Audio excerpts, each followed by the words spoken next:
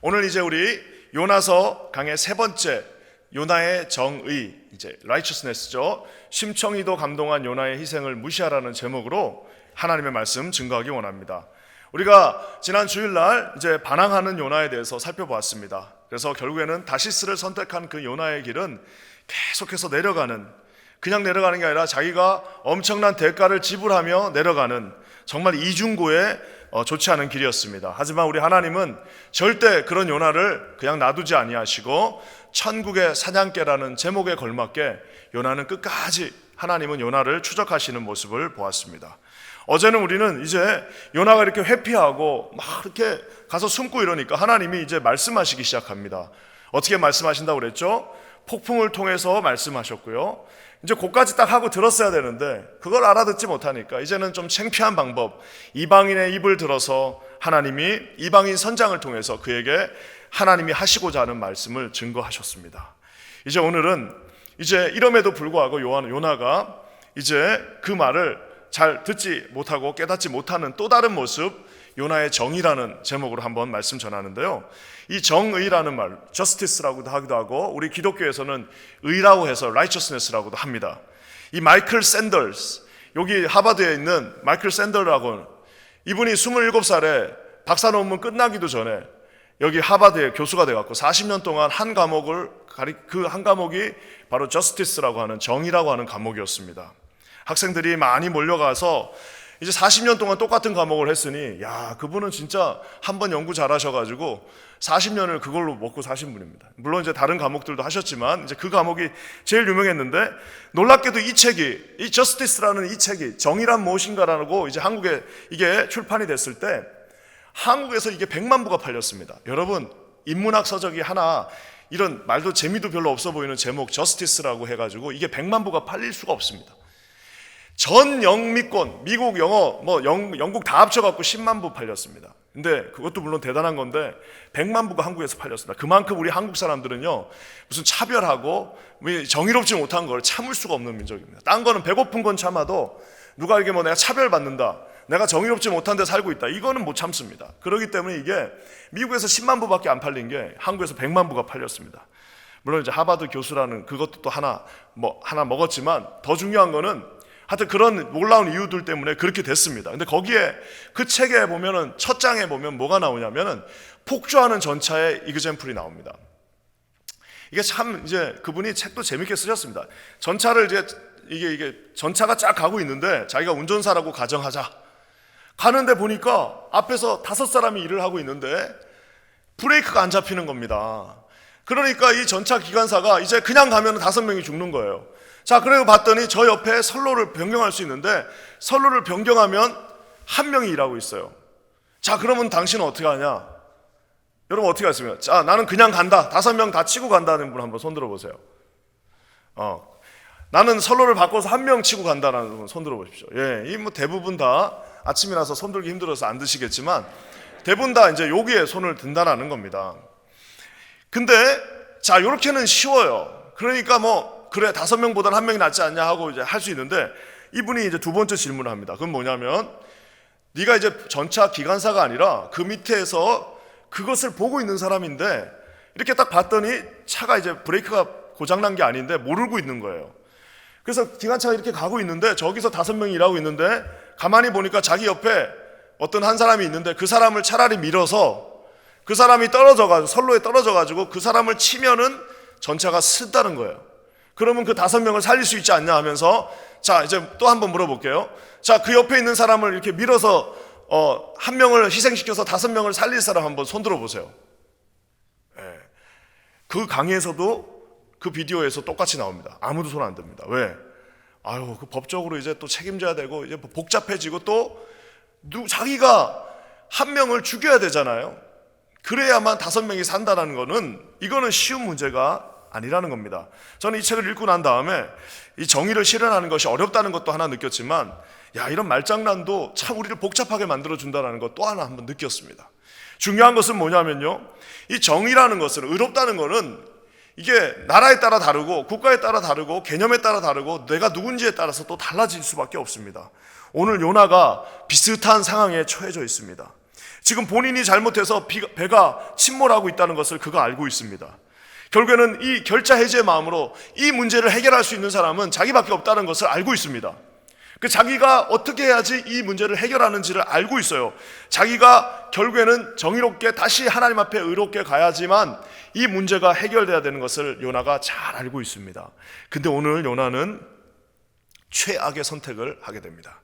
저는 오늘 그래서 사람의 정의라는 것이 얼마나 이 인간들의 저스티스라는 것이, 아무리 책으로 400페이지짜리 책을 쓰고 하버드 교수가 40년 강의한 책을 써도 여러분 그 책 읽고 나면 머리만 더 아프지 그 책을 읽는다고 정의로워지지 않는다는 사실입니다. 그냥 하버드 나왔다니까 그냥 읽고 나서 나도 정의로워졌나 보다라고 착각하는 거지, 그 책을 읽는다고 해서 정의로워지지 않습니다. 어떻게 해야 정의로워지느냐? 오직 여호와께, 오늘 우리 목사님 찬양한 것처럼 오라 우리가 여호와께 올라갈 때만 정의로워진다는 사실을, 그것도 우리가 정의로워지는 것이 아니라 그분의 의로움을 힘입어 우리가 의롭게 여김을 받는다라는 사실을 여러분 기억하시기를 주님의 이름으로 간절히 축원합니다. 오늘 정의롭다고 착각하고 있는 이 요나가, 얼마나 폼이란 폼을 다 잡고 있는 이 요나가 자기는 정의롭다고 생각하고 있었지만 가장 정의롭지 못한 행동을 하는 이 모습을 보게 됩니다. 우리 12절 말씀 한번 다 같이 읽겠습니다. 시작. 그가 대답하되 나를 들어 바다에 던지라. 그리하면 바다가 너희를 위하여 잔잔하리라. 너희가 이 큰 폭풍을 만난 것이 나 때문인 줄을 내가 아노라 하니라. 아까도 얘기한 것처럼 배에서 잠을 자다가 벌떡 깼습니다. 폭풍 속에서 깨지 않았습니다. 결국에는 이방인 선장이 와서 푹푹 찔러가지고 그 앞에서 온갖 창피를 당하면서 당신 기도 안 하고 뭐하냐, 당신이 새벽에 기도 안 하고 도대체 뭐 하는 거냐라고 하면서 푹푹 찌르니까 세상에 하나님의 기름 부음 받은 선지자가 하나님의 하자도 모르는 이방인 선장에 의해서 질타를 당하면서 너는 도대체 뭐하냐, 일어나서 기도하라라고 하고 말하는 그 상황에서 어제가 딱 끝났습니다. 이제 이 사람이 눈에서 딱 끄고 나니까 이 폭풍이 막 보통이 아니고 짐 벌써 다 버렸고 이러니까 야 이제 하나님이 드디어 나 치는구나, 야 지독하시다, 여기까지 쫓아왔구나 하면서 이제 너무나도 잘 알고 있기 때문에 내가 해결해야 된다라는 것을 알고 있습니다. 그러니까 뭐라고 말해요? 나를 들어 바다에 던지라. 나를 들어 바다에 던지라. 이 말은요, 이 말을 도대체 누구한테 했느냐에 따라서 이게 좋은 말이 될 수도 있고 나쁜 말이 될 수도 있습니다. 이거 이제 설교를 이제 저 문장이 누구한테 한 말인가에 따라서 저거를 야 요나가 드디어 회개하고 하나님 앞에 모든 것을 드렸다라고 할 수도 있고요, 이것이 누구한테 하느냐에 따라서 요나가 지금 또 반항하고 있는 것으로도 볼 수가 있습니다. 이것은 이제 만약에 우리가 이렇게도 볼 수 있어요. 나는 죽어 마땅합니다. 아유 제가 큰 죄를 졌군요. 드디어 내가 깨달았습니다. 죽을 죄를 졌습니다. 저를 들어서 바다에 던져주세요 라고 이런 식으로 흑흑흑 하면서 아유 저를 들어서 바다에 던지십시오 라고 하면 이것은 자기 자신이 회개하고 이제 희생한다라는 말입니다. 근데 똑같은 말인데도요, 그래 나를 들어서 던져라 던져, 야 그러면 마음 시원하겠냐, 그래 던져라 던져라고 선장한테 말하고 있지만 사실은 누구한테 말하는 거예요? 하나님한테 불평하면서 야 지독하다, 여기까지 쫓아오냐, 세상에 이 배 밑에까지 들어갔는데 여기까지 쫓아와갖고 그래 날 죽여라 죽여, 그래 네 마음 편하면 나를 죽여라 라고 반말만 안 했지, 나를 들어 바다에 던지라는 저 말이 선장한테 한 말이 아니라 하나님한테 삿대질하면서 한 말일 수도 있다는 겁니다. 저 개인적으로는 뭐 똑같습니다. 인간은 저게 둘 다 믹싱되어 있기 때문에 어떤 한 가지라고 말하기는 사실 쉽지 않지만 저 개인적으로는 조금 더 후자에 가깝다고 생각합니다. 왜냐? 그에게는 선택할 수 있는 세 가지 방법이 있었습니다. 내가 가만히 묵상하고 말씀을 준비하면서 살펴보면 이 요나가 지금 선택할 수 있는 세 가지 방법이 있고요, 그 중에 제일 좋은 방법이 있는데 요나는 최고 나쁜 방법을 선택했습니다. 제일 좋은 방법이 뭐냐? 여러분 최고 좋은 방법이 뭘 것 같습니까? 가장 좋은 방법은요, 주님의 그 플렉시빌리티를 믿고 다시 돌아가는 겁니다. 이미 배에 짐 다 버렸어요. 배에 짐 다 버렸습니다. 가서 다시스에 1년 동안 항해해서 가서 지금 먹을 음식도 별로 안 남았고, 다 버리면 뭐부터 버립니까? 무거운 것부터 버리잖아요. 무거운 건 좋은 거예요. 무거운 건 비싼 거예요. 다 버렸고 이제 음식들 조금 남겨놓고 이제 마지막 구조하기 위해서 그것만 남겨놨지 팔 물건들 다 버렸습니다. 제일 좋은 방법은 뭐예요? 선장님, 어차피 이렇게 된 거 내가 이렇게 해서 여차여차해서 내가 이 하나님이 주신 사명을 놓고 여기까지 왔기 때문에 간단합니다. 뱃머리를 돌리는 순간 괜찮아질 겁니다 라고 말할 수 있었습니다. 그렇게 되면 요나도 살고 선원들도 살고 물건도 더 이상 버리지 않고 여기서 딱 끝낼 수 있습니다. 사랑하는 성도 여러분, 우리 주님의 그 플렉시빌리티가 있습니다. 우리 주님은 자기 자신에 대해서 완전하신 하나님, 완벽하신 하나님, 모든 것들을 초월하시는 하나님이셔서 하나님은 완벽하시지만 저와 여러분들이 언제든지 다시 회개하고 주여 잘못했습니다, 하나님 우리 뱃머리를 돌립니다, 하나님 제가 지금 가던 그 길을 멈춥니다, 주님 저를 도와주십시오 하면 주님 거기서 계속 폭풍을 주시겠습니까? 주님의 요구는 하나입니다. 회개하고 내가 사명을 준 니느웨로 다시 가라는 겁니다. 다시 욥바항으로 돌아가면 되는 겁니다. 가장 간단한 방법입니다.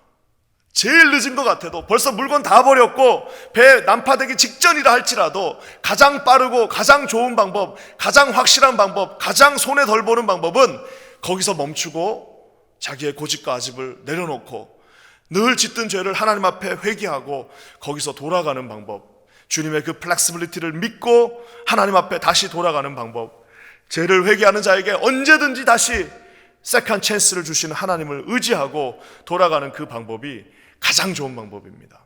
사랑하는 성도 여러분, 혹시 우리 가운데 이 폭풍 치는 이곳에 그 배 밑에서 지금 고민하고 결단하신 분이 있으면 여러분, 모든 것이 다 끝나도 끝난 게 아닙니다.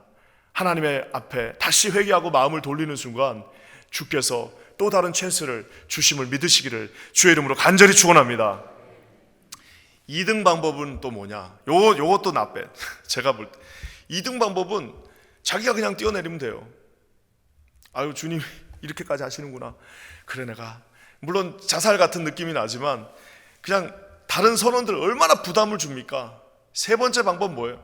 아니, 자기가 뛰어내면 될 걸 가지고 다른 사람들 보고 나를 던지라고 그러면은 그 던진 사람은 얼마나 그 죄책감을 가지고 평생 나중에 또 이제 그 사람이 이제 다시 이제 그 사람이 선지자였을 때, 야, 내가 목회자를 죽였네, 세상에 하나님의 기름 부은 목사를 내가 죽였네, 평생 그때야 모르지만 나중에 회개하고 나니까 선지자는 그냥 되는 게 아니래. 선지자는 선지학교에서 무슨 기름 부음 받고 이래가지고, 이걸 나중에 알고 나면 이 사람이 그 던진 사람들 4명 다리 하나씩 들고 던진 그 4명은 평생 그 죄책감을 가지고 또 살아야 되는 거 아닙니까? 그냥 자기가 들어가면 될 걸 가지고 온 동네 다 얘기하면서 나 들어간다, 나 들어간다, 나 들어간다, 날 던져라, 날 던져라 하고 광고 다 하면서 꼭 그렇게 지금 정의롭다고 생각하는 자기는 모든 민폐를 끼치면서 자기를 제외한 모두를 다 괴롭히면서 지금 자기는 정의롭다라고 생각하는 경우가 있다라는 사실입니다. 사랑하는 성도 여러분, 저는 우리 가운데 이런 요나 같은 모습이 얼마나 많은지 모릅니다. 정의롭다고 착각하고 있지만 지금 모두가 정의로운데 요나만 안 정의로운 거예요. 이방인들도 한번 어떻게 살려보려고. 안 됩니다. 같이 사셔야죠. 이방인 선지자의 이방인 선장의 그 중후한 목소리를 한번 상상해 보세요. 안 됩니다. 같이 살아야죠. 무슨 말입니까? 라고 하면서 하는 이방인 선장도 지금 그렇게 하고 있는데, 아이고 나를 다 팔 하나씩 들고 던지셔.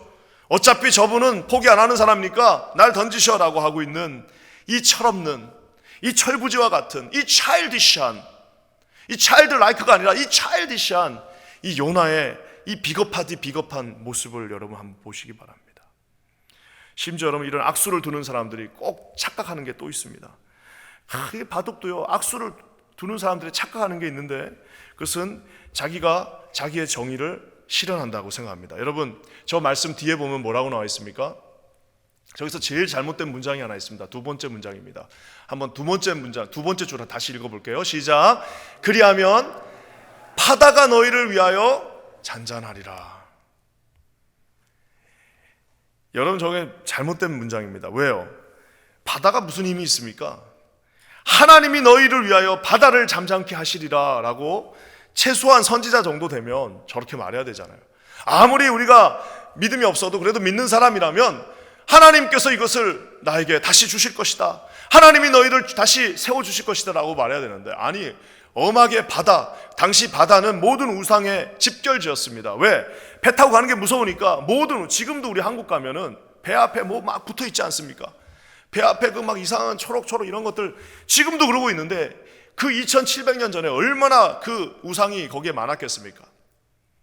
바다가 너희를 위하여 잔잔케 하리라.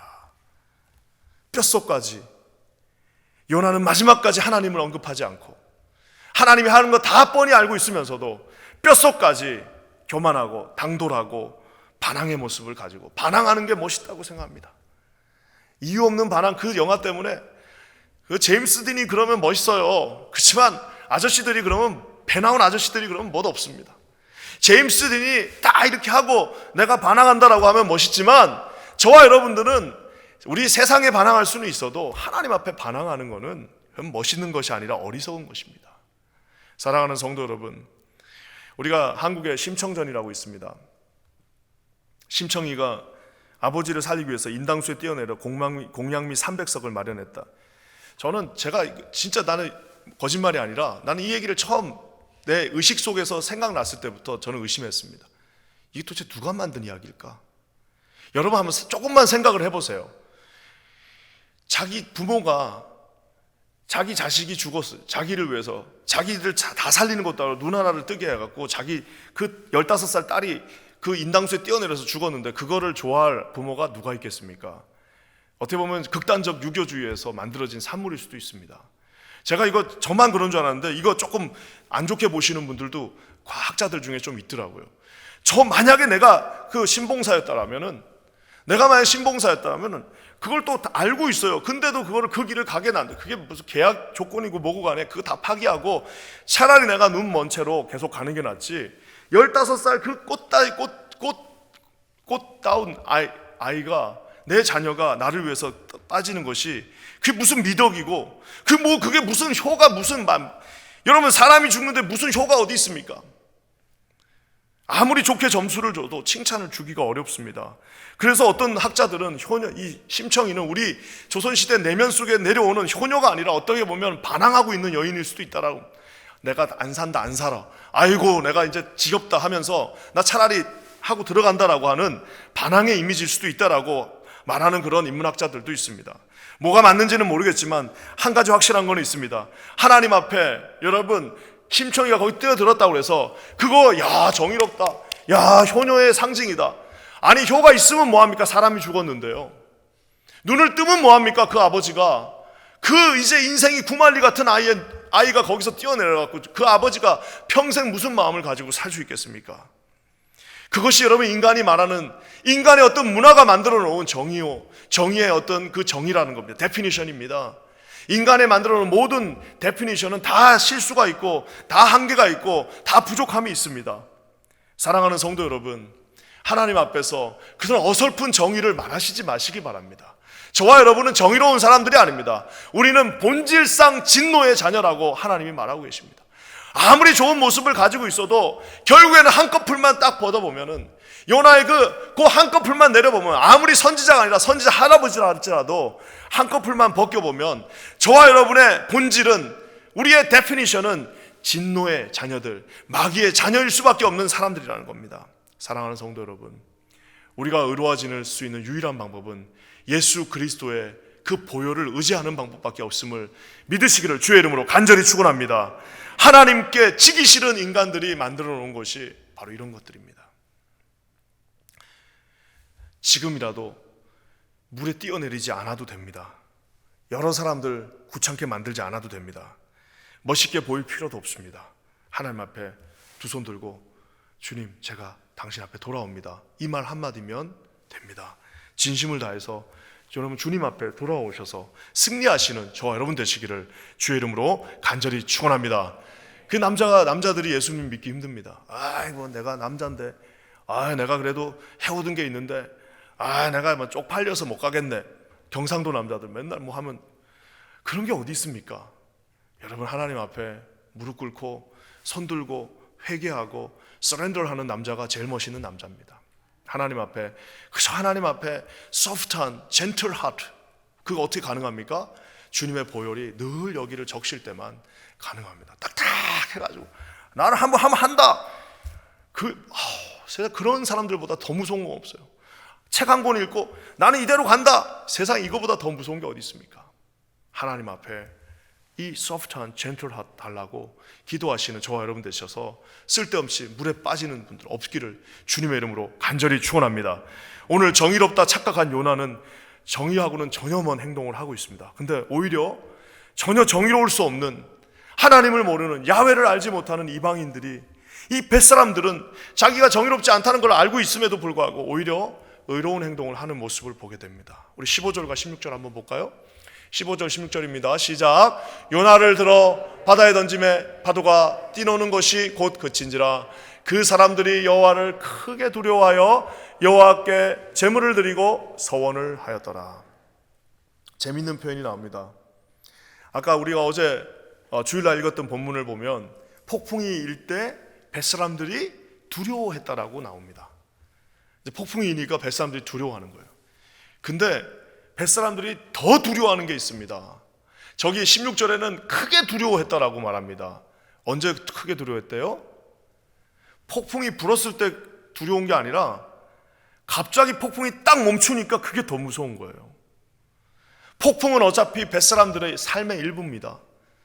어차피 배에 나가면 폭풍은 불어요. 그게 무서운 게 아니라 이 불고 있는 폭풍을 하나님께서 진짜 말 그대로 요나 딱 던지고 나니까 말 그대로 나는 히브리 사람이고 야훼 하나님을 믿는 사람이다라고 말하고 나서 딱 던지고 나니까 갑자기 그 일던 폭풍이 딱 정지하니까 일으키시는 분도 무서웠지만 그것을 그때 딱 멈추게 하시는 분은 더 무서운 겁니다. 사랑하는 성도 여러분, 차원이 다른 두려움이 이 거칠고 거친 사나이 중에 사나이들 벳사람들의 그 마음속에 확 밀려왔습니다. 여러분, 요나는 이렇게 강팍한데 아마 싸움을 했으면 벳사람들이 더 싸움 잘하지 않겠습니까?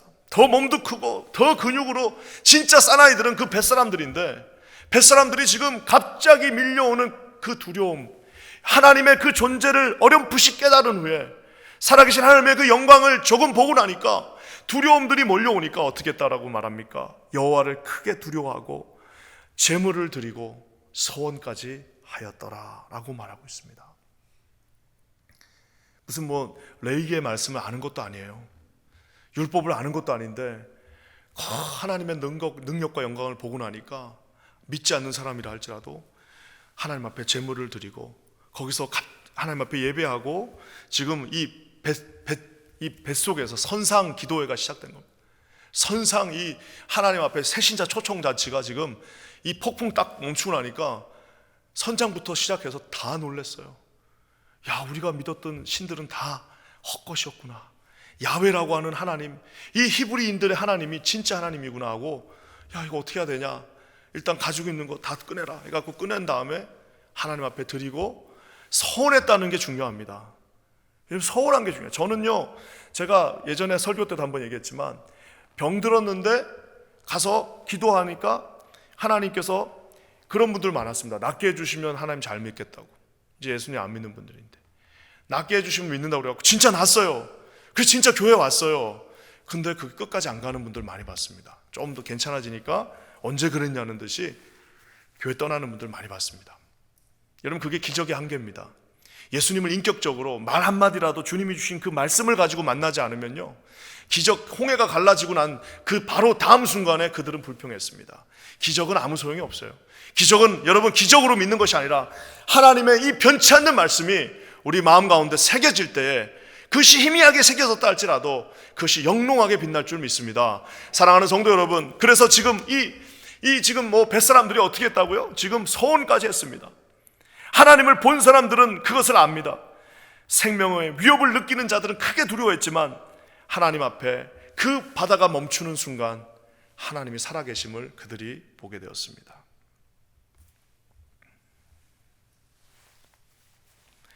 어떤 분들은 그런 얘기까지 합니다. 어떤 주석에 그렇게 나와 있어요.